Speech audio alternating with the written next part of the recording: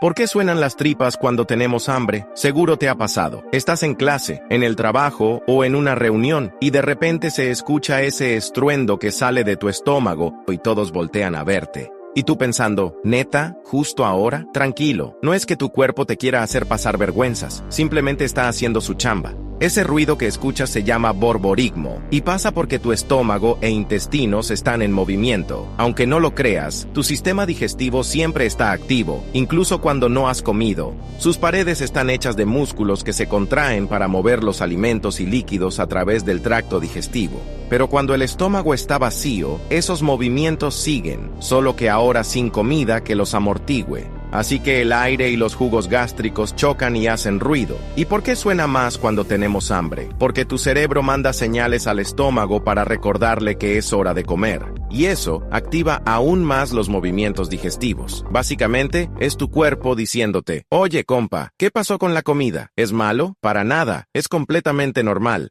Pero si no quieres que tus tripas hagan un concierto en público, prueba comer algo ligero o tomar agua. Aunque claro, a veces simplemente hay que aguantar y fingir que el ruido no fue tuyo.